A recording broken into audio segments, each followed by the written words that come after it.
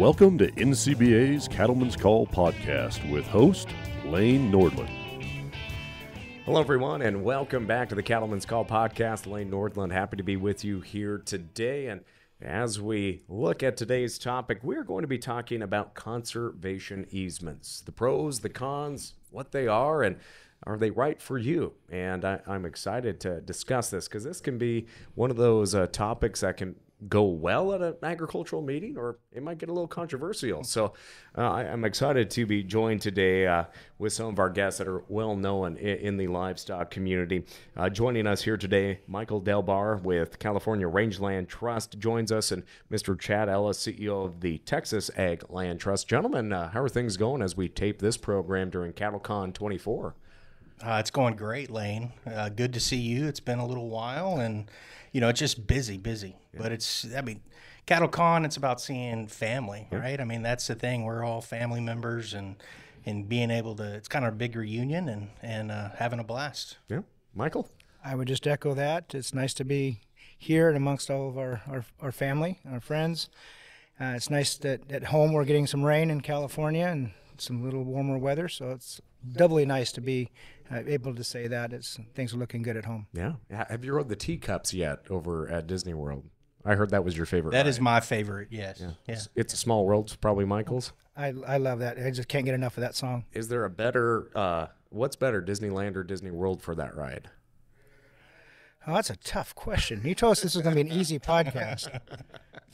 But, gentlemen, thanks for humoring me here just a little bit. But first off, I want to learn more about your backgrounds and how you got into the positions you are today. But before we do that, let's just talk a little more about your organizations that you represent. Michael, I'll let you go first. So the California Rangeland Trust was started just over 25 years ago, 26 actually, this month, by the California Cattlemen's Association on the premise that there was some money available to do conservation easements, but really no organization that really understood the ranching business. Mm-hmm. And as you probably know, conservation easements are perpetual. It's a forever contract. So a landowner that's going to enter into one of those should probably know that organization that's going to be their partner is one that understands what they do and why they do it. So Cattlemen's Association thought, we'll start our own and see what happens. So fast forward 26 years, we're the largest California land trust with 390,000 acres under easement and another 230,000 acres in the pipeline. Wow. 89 ranching families that have their ranches permanently protected through us, and about 95 families in that pipeline. So it's been a very, very successful venture for the livestock industry in California. Well, thanks for that overview, and looking forward to diving into this topic more. And Chad, for yourself, let's talk more about your role in the organization. We're at Texas Ag Land Trust, we're not quite as old as California Rangeland Trust, but we're right behind them. We're starting our 17th year. One of the key things was we were built by producers for producers. So we're tied, like Michael, to the Texas Southwestern Cattle Raisers Association, Texas Farm Bureau, and Texas Wildlife Association. So those are the three major grassroots landowner organizations in Texas. And I think they saw the foresight, 17, 18 years ago of like, hey, we need a potential tool. Again, it's not the right tool for every family, and timing and situations are everyone.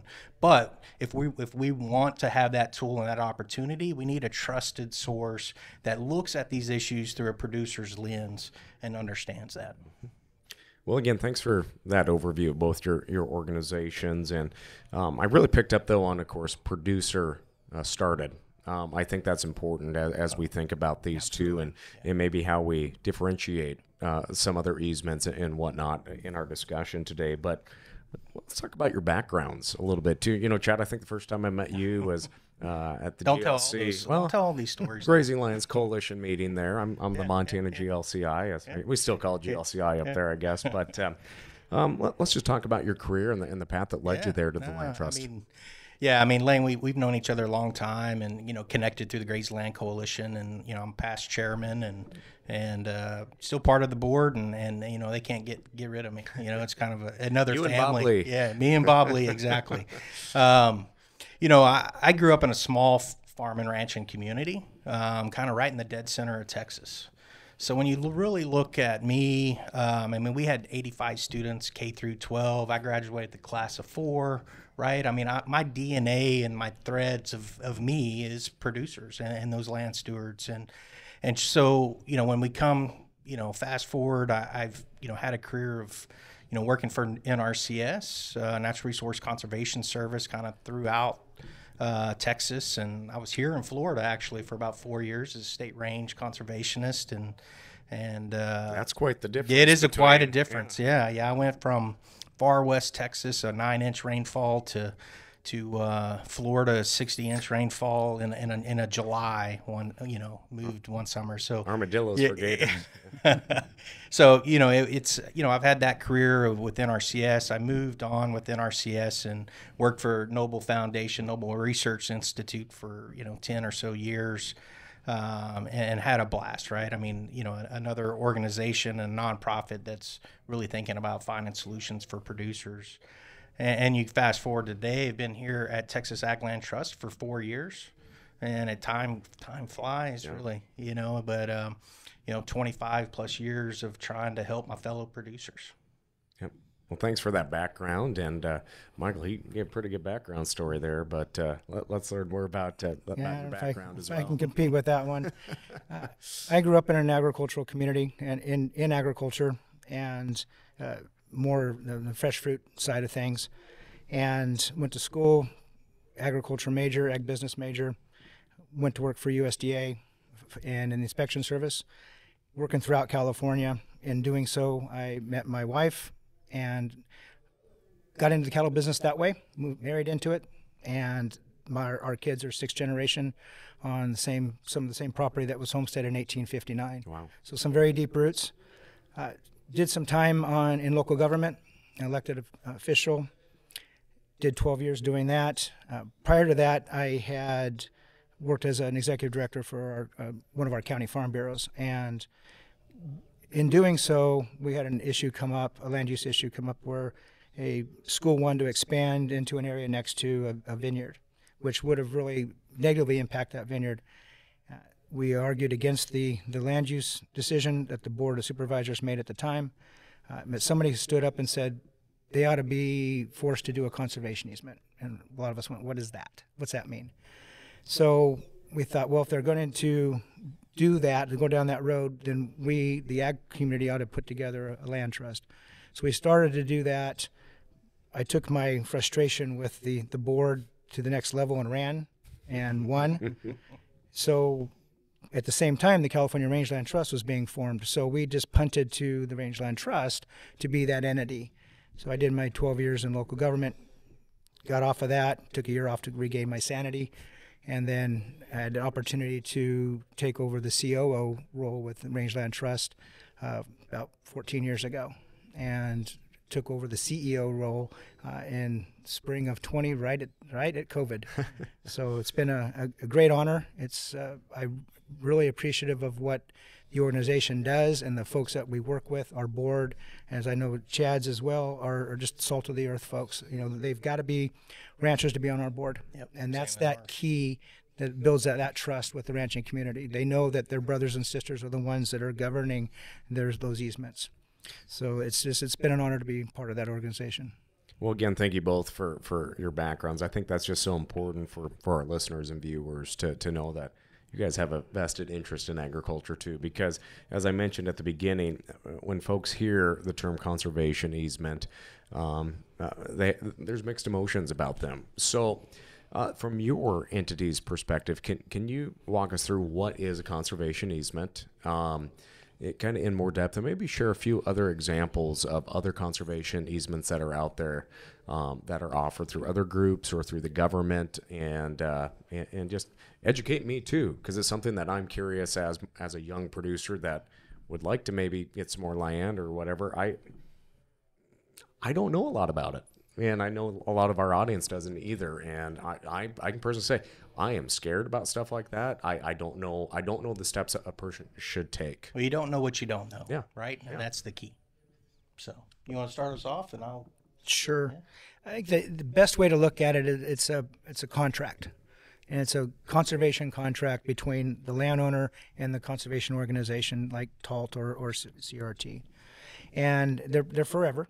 So the landowner should not take this lightly. It should be something that they talk amongst their family, their attorneys, their accountants, everybody. Make sure everybody understands what that decision is going to mean. And because it's not just for today, it's forever. It's for the next 25, 50, 100 years.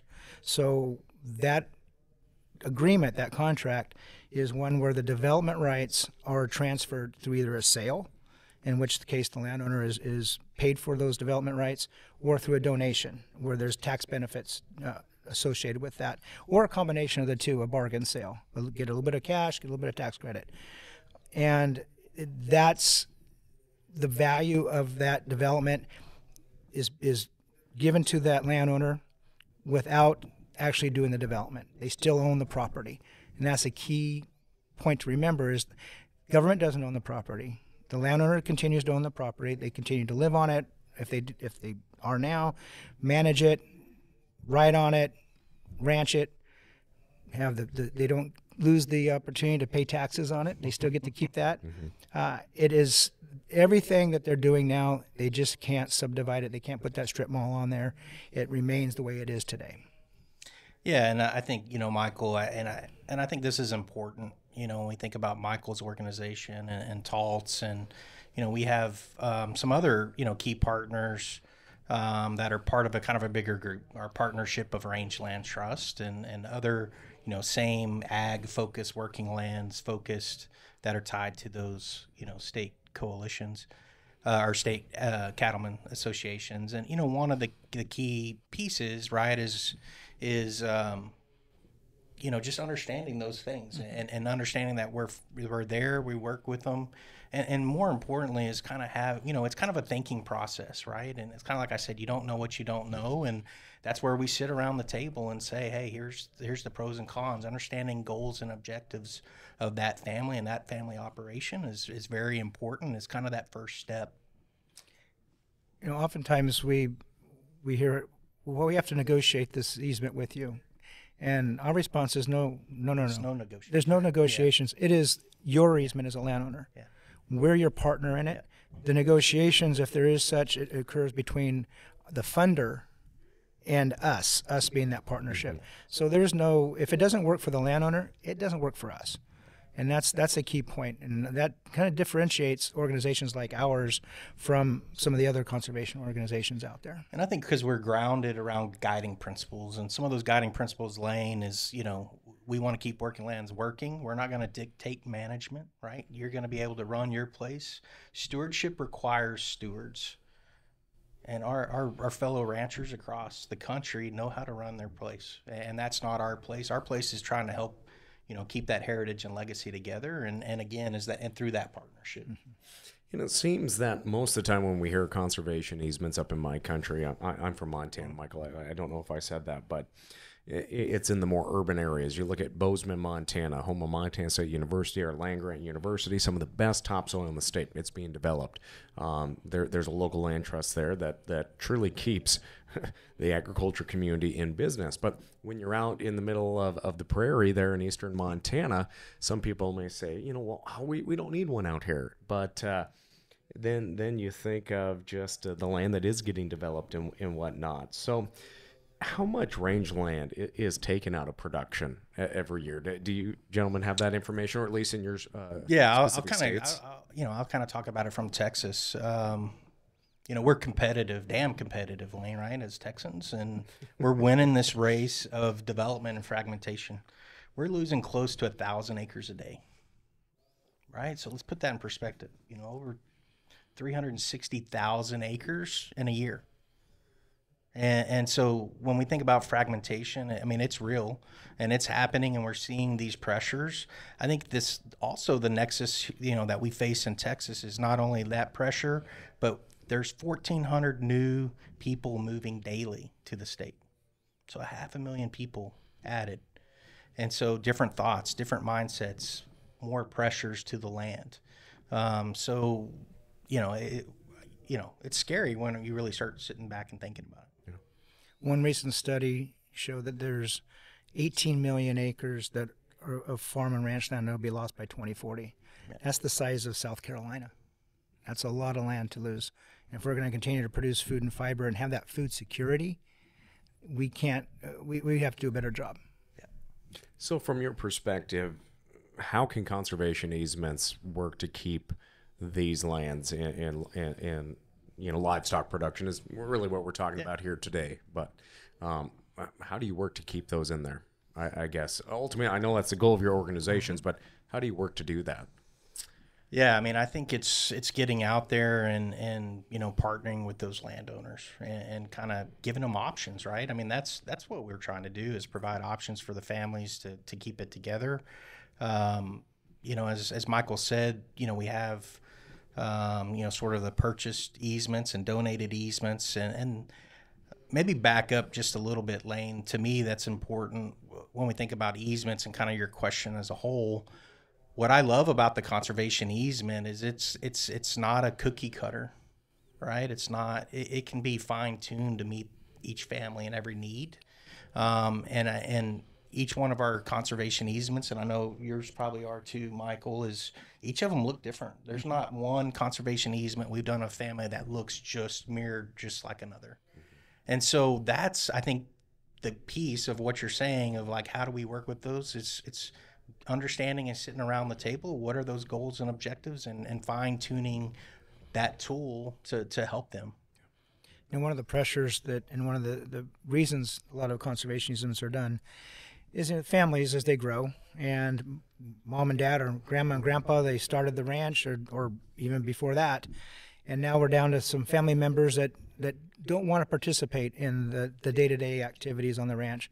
They know there's value there, but they want their share of the value, but not their share of the work. And so those who want to stay on that ranch and keep it a viable operation are trying to find a way, how do I pay off my cousin, my brother or sister, whoever it may be, and an easement gives a tool for that, where they can take those proceeds and give that value, share that value to that partner, that family member, and then remain on the ranch. And that's as Chad said, that's our goal too, is to keep ranchers ranching.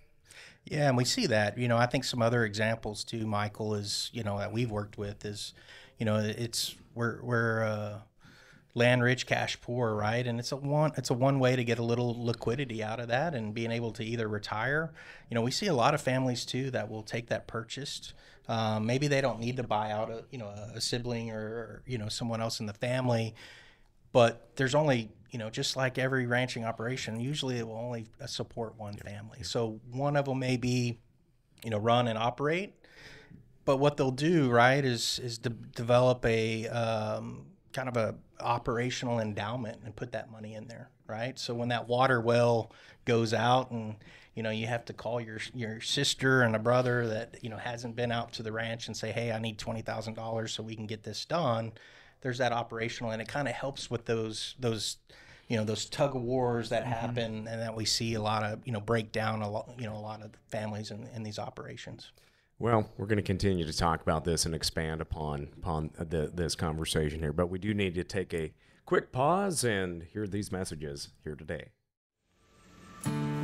When it comes to the beef business, there's no room for gray area. The decisions being made in Washington affect the future of the beef industry, the livelihood of your fellow farmers and ranchers. Your National Cattlemen's Beef Association knows there's what benefits cattlemen and there's what doesn't. Visit ncba.org to learn more. As we come back with our guests here today, Michael Delbar with California Rangeland Trust and Chad Ellis with Texas Eggland Trust. I am very curious about this, as I mentioned at the beginning of our conversation here today, just because there's a lot of unknowns for some people when they haven't been exposed to these. And again, I'm in the middle on conservation easements, to be honest with you, but I am enjoying learning more about it. I'm not opposed. I'm not supportive at this point. I need to know more about it. And like I mentioned, so many of our producers want to know more. In expanding upon our conversation there of utilizing these to keep this rangeland in agriculture, to keep it from being developed, help producers stay profitable. I guess the question that I ask is why do producers go to your organization? Well, obviously it's producer founded. You both pointed that out earlier, but there are different entities out there that could provide these too. How do you work to make sure that you're going to be representing the best interests of the land and the producer as well when you're talking with these individuals? Because maybe they're not full-time producers. Sure. Maybe they're leasing that land and to a producer too. Right. And I guess that like there's other programs out there, and I don't want you to talk about. I'm not asking you to talk about other programs out there, but how do you get people to come to you? Yeah, I mean, I think great question, right? And then we look at Texas. I mean, we have over 30, organizations that hold conservation easements like we do. But we're the only ag-focused, producer-led organization. And I always tell when producers come in, and start visiting with us, and is the most important, if a conservation easement, you kind of think, hey, this may be something for us. The most important decision is finding that easement holder that is aligned with you, right? Because you're having it, like as Michael mentioned earlier, you're making a decision and working from generations to come. And so you want to make sure you're aligned. And I always say, if Texas Ag Land Trust is not the right entity, that's okay. I would rather us help you find another, partner in conservation easements and help move you that way. I mean, we're focused, right? Is these things of agriculture, keeping those working lands working, and moving that needle. We don't approach landowners. We do not. The last thing a rancher wants is somebody driving up the lane going, "I got a deal for you," and it's and goodbye. So we don't do that. But the short answer to your question is, how do we let them know? We do things like this podcast, and telling our stories and making sure that ranchers know, landowners know that we're out there. We let them come to us. They ask us to the dance, then we start dancing. And you can almost look at it as at that point, then we get married, and the wedding ceremony is the day the easement closes. But it doesn't end there; it continues on, and that's why that's important to select that organization that understands, as Chad said, your values. Yeah. And without that, there's other organizations, and they have different goals. Our goal is to keep that rancher on the land. Other organizations have different goals, and so if it's a better fit to go somewhere else, then do that. The landowner needs to do what's best for him or her. I think one of the other pieces too, Michael, is and also to understand, I think comes to the value component is, we don't get to close the conservation easement and we're sort of done, right? And we come see you once a year, and we're always constantly trying to find, what else does that family need?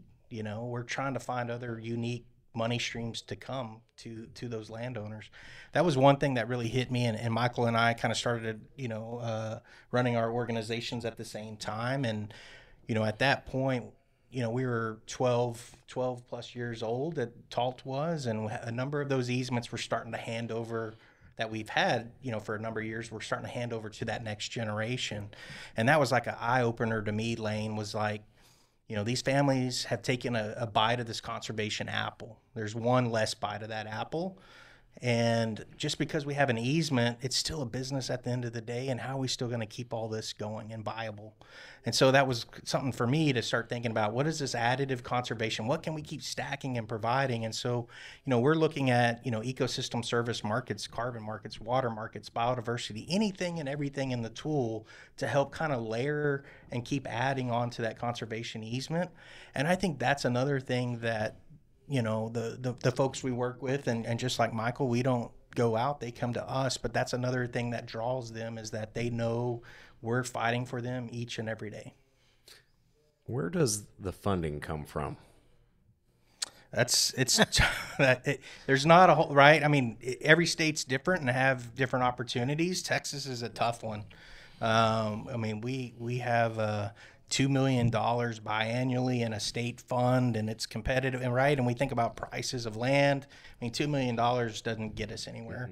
Mm-hmm. So that's a challenge for us, really one major opportunity, is the Natural Resource Conservation Service, their easement program.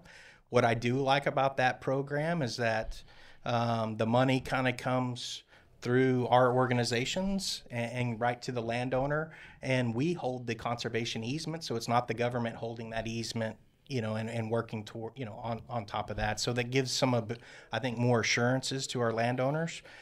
And then we look at philanthropic dollars for us. I know, Michael, you have some more opportunities. We do, but I want to echo a point that Chad just made. Is it's not, even though the easement may be partially or wholly funded by a government grant, the government's not involved in that. Okay. We are that organization that is the partner. It's not the government, and I think that's a key point for a lot of landowners. And think, I don't want to get in bed with the government. You're not. That's what we're here for. But our funding sources in California, we're a little more fortunate. We do have some state funding partners as well. We also rely on the Farm Bill through NRCS for their easement program. But California doesn't get. Texas seems to be getting more money from NRCS than we do, and I give them a hard time all the time. Bureaucrat here. It's bigger in Texas, but California, right? It's very competitive. But we also have some good funding sources on the state side. And at least we do right now. We're also facing a pretty good budget deficit. So we're starting to see some pressures put on those state funds that are key matches for us. But we also rely on private side monies as well. And that's been a bigger part of our development side and the Rangeland Trust is we've ramped up our fund development program because there's a lot of public or private money that we've been able to successfully access. Oh, sorry, no, go ahead. So I guess a lot of people are always curious about what the easement is going to be for. What are the and I don't know if I should call them restrictions, but what are some of the goals of that conservation easement? What are some of the most common? I know you can maybe take them several ways, but what are some of the most common? Because obviously some people want to keep 20, 30 acres out for a home site, or if they need to put some corrals in. How does that get crafted, and how restrictive can they be in perpetuity, depending on how you do that? Yeah, so we try to keep them as flexible as possible, right? And maybe back up a little, and Michael, please jump in. But some of it is on the funding side. So it's like every dollar that comes, they kind of have their needs or wants, right? And so it could be add some layers of restrictions. And kind of one of my things is not all money's good money, and you really got to think through it. And that's we kind of push right on those landowners to make sure that they're thinking through it and it's the right thing. But for us, really, the way we craft, is really what I'm going to call more of a wide open space type of a easement. So it's really just about, housing developments and development as a whole. We want to keep it at that working land. So we don't. That's about as restrictive as we get. Really laying on how we draft and put that together. And you kind of ask the question of like, hey, I want to have a future building envelope, right, of building a home or a cabin or another barn and things like that. And so we really work with the landowner of saying, how many do you want to put in, and again, all of them look different. What we try to do is build flexibility. Say if they can build 3 new structures in the future, we may say, hey, let's pick 6 or 8 sites. And kind of give them some flexibilities that way. Yeah, we do the same.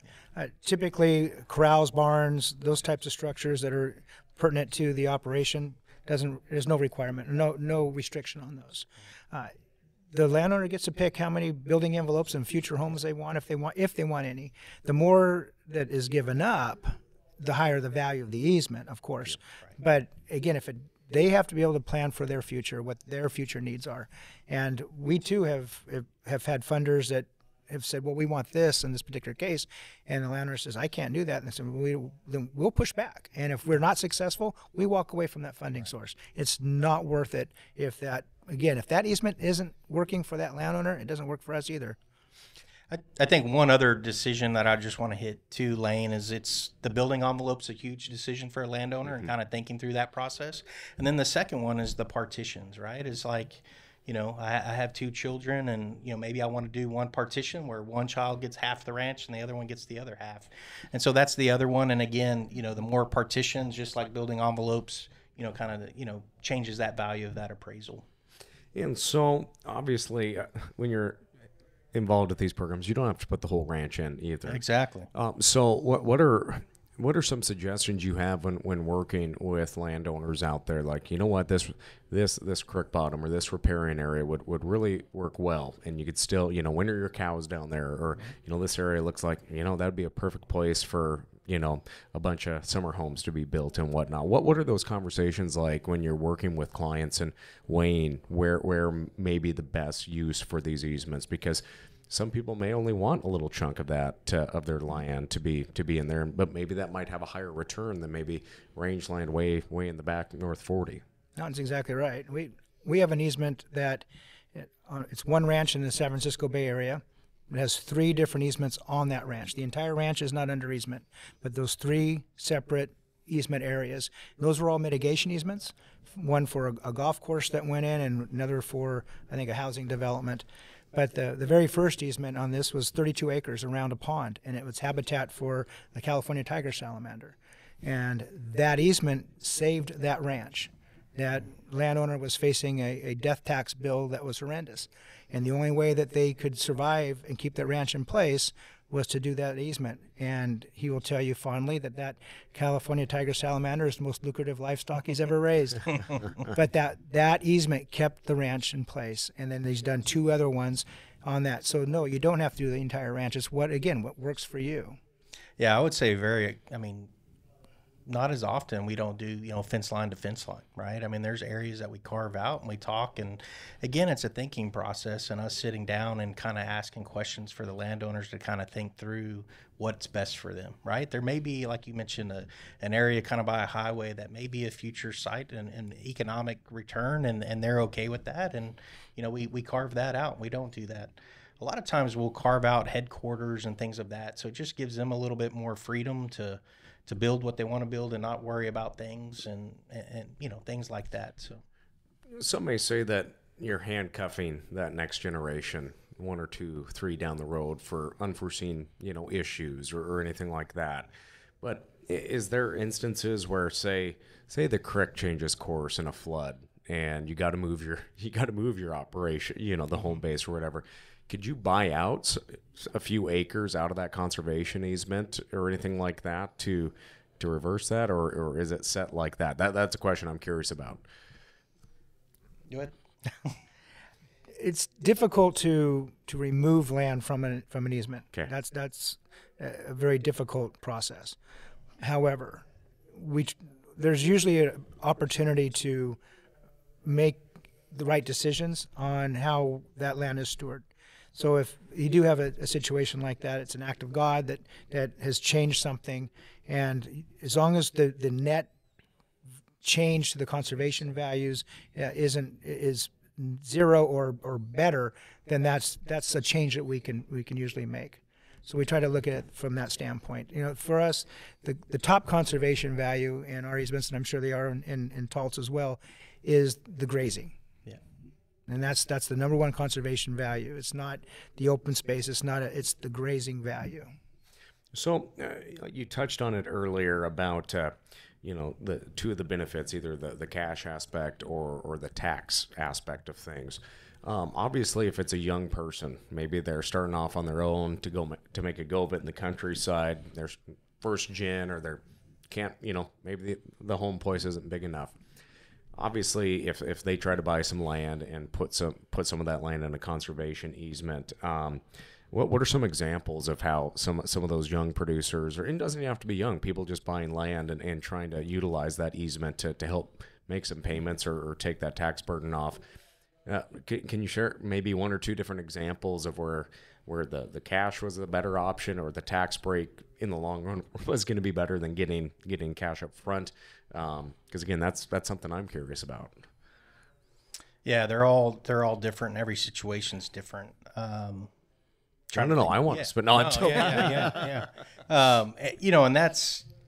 I'm trying to think of a couple of scenarios or opportunities. I mean, I think, we're working with a young couple right now, Lane, that we're able to get some purchase dollars through NRCS. This easement's going to keep them in business.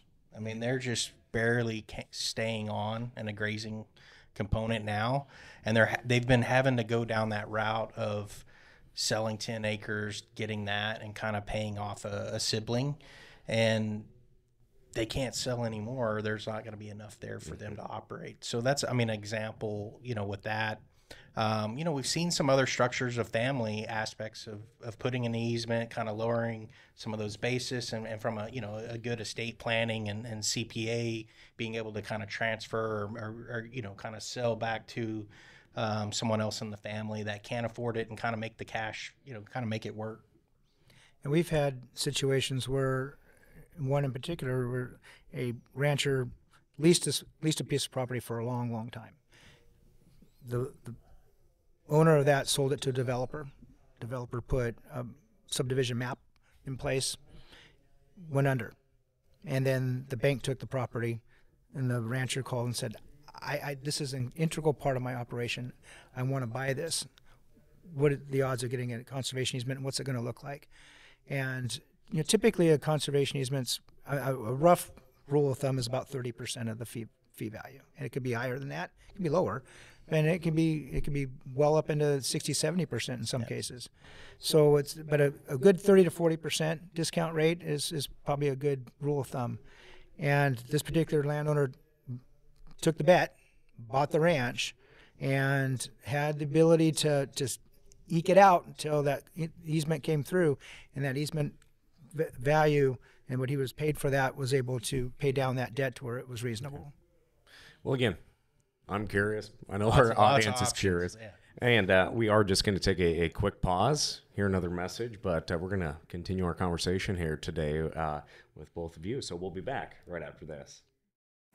If you're involved in transporting cattle, now is the time to get your Beef Quality Assurance Transportation Certification. This is a proven way to learn and adopt the best practices in animal care and transport, from the ranch to the feed yard to the processing facility. And it's important for everyone in every part of the beef cattle industry to do things right to show consumers we all care about beef quality. There are new BQA transportation training modules available online now. And best of all, it's free to become BQA Transportation Certified. It's the right thing to do for your business and for our beef industry. To find out more and to get your BQA Transportation Certification, visit the website bqa.org.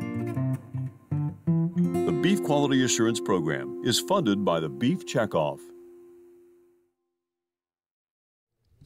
As we come back today with Michael Delbar and Chad Ellis, we're talking about conservation easements. And we're getting into depth with them, obviously, and hopefully I'm not throwing too many curveballs at you here today. But I guess a question that I have, what are some of the most common reasons why an owner may decide not to put their land in a conservation easement when you're talking with them? Because obviously you probably do have conversations where you maybe advise them, this might not be the best option. Absolutely, we do.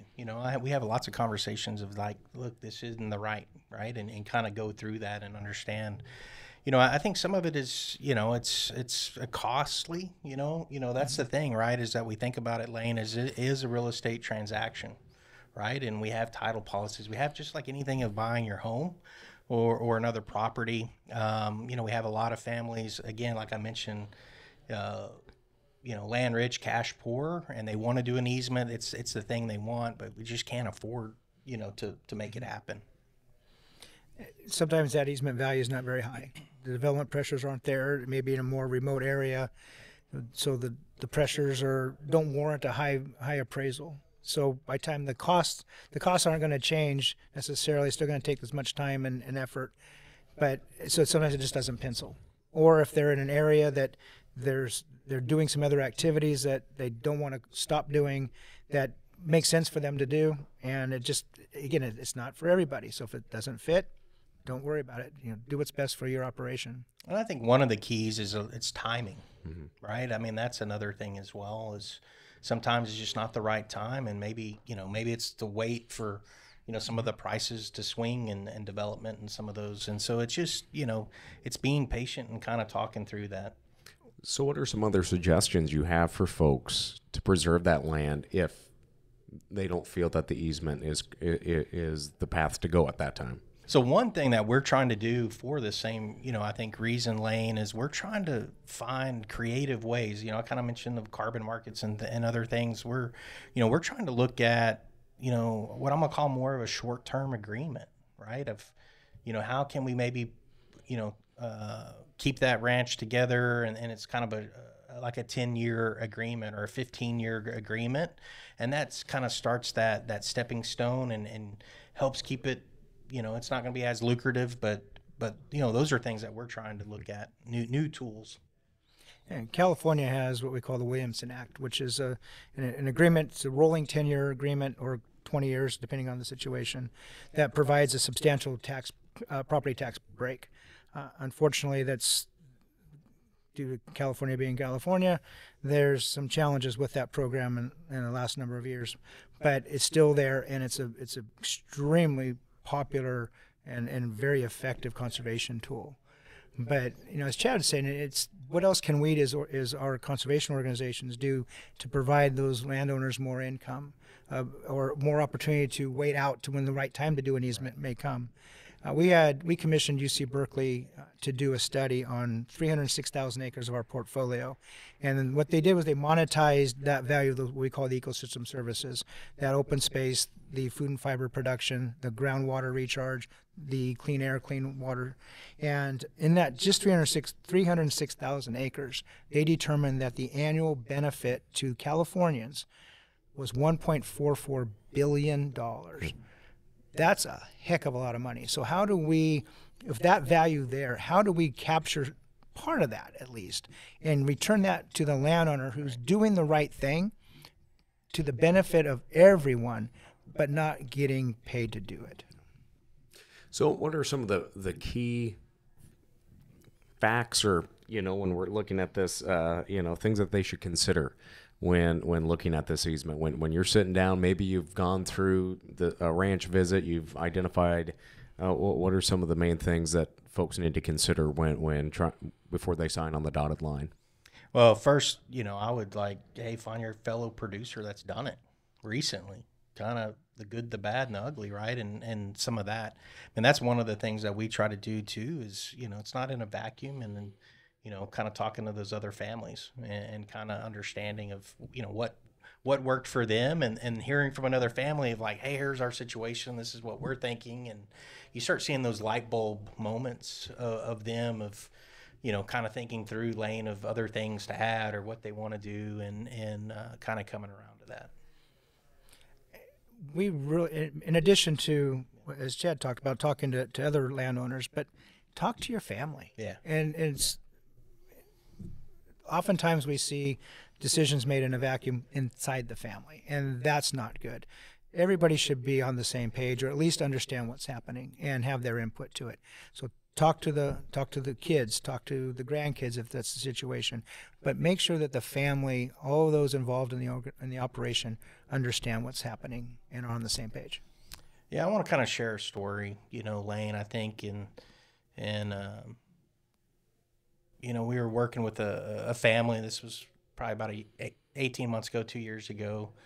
And we went to the ranch, and we're talking to the, husband, wife, and they just turned, probably 70 years old, right? And I've noticed over the last couple of years is that's like a big flip, flip of a switch of, man, I'm not I'm not the spring chicken in my 60s anymore, and I really need to think about, what's the next steps. And we sat around the table and actually stayed the night at the ranch and just had a great time of just talking. We woke up the next morning, and